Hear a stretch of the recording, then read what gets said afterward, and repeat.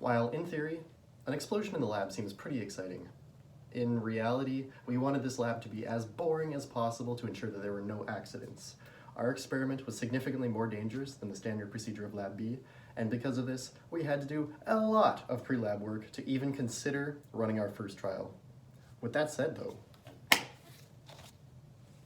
let's get into it. Even before we were able to start our calculations, we were required to submit a lab safety plan to our lab professor for approval. The safety plan detailed things such as storage and handling of chemicals, emergency measures, and other in-lab precautions to minimize risk so that nothing went wrong. But then we had to move on to the calculations. I don't know about you, but the thought of ensuring this experiment was completely safe was extremely daunting to me. So it was crucial we had a starting point.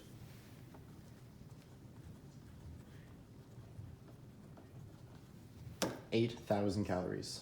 This number is hugely important, since this was the energy limit set by the actual manufacturers of the bomb calorimeter.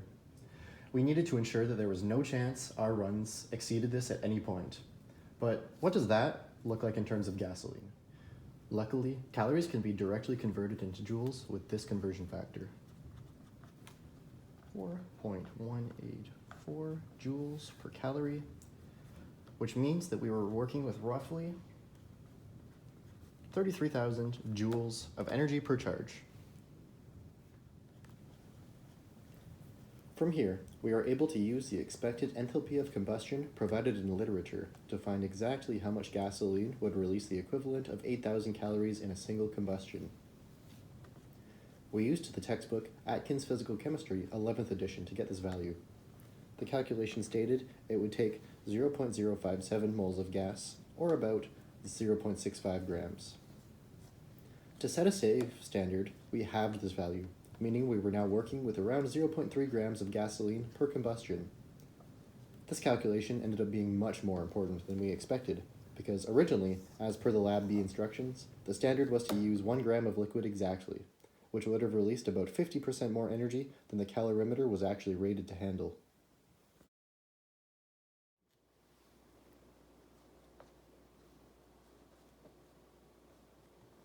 Unfortunately, this was not the only thing reacting in the chamber, and we also needed to factor in the combustion of the cotton ball to ensure that this additional heat didn't push it over the edge of being unsafe.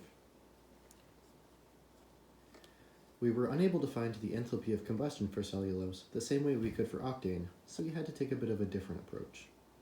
We knew, from our cotton ball trial, that it had a combustion energy of 2,828 kilojoules per mole, which was calculated separately. We could isolate this as internal energy by multiplying it by the moles of cotton reacted in our trial run.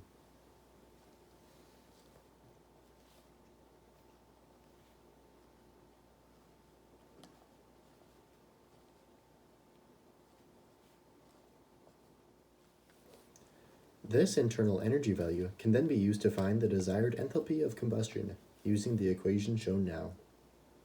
Delta N was given using simple stoichiometric conversions between CO2 and the water produced, as well as the O2 reacted during the combustion of the cotton ball. A similar calculation will be shown later. The total was still well within the safe range, so we kept the mass of the cotton ball as close to our trial sample as possible. These calculations only accounted for one of our concerns, and the second was pressure buildup. Our calorimeter was rated to safely contain 40 atmospheres of pressure, and typically Lab B was run at 30 atmospheres. To be extra cautious, we set a soft boundary of around 15 atmospheres and a hard limit of 30 atmospheres, meaning we absolutely could not exceed 30 no matter what. Luckily, we were able to assume that all pressure came from the gases inside the vessel, and that all gases involved were ideal. This meant that we could simply use the ideal gas law. The only caveat was that we needed to find moles. The relevant gases in the chamber was a mixture of the carbon dioxide and the water that had been produced in the reaction, as well as whatever excess oxygen that had not reacted. These were all pretty simple to find, although there were a few extra steps for oxygen. Unsurprisingly, there was a significant amount of oxygen left. This was good news, in case we ended up needing to reduce pressure further. The total moles of gas in the chamber came to around 0.26 moles.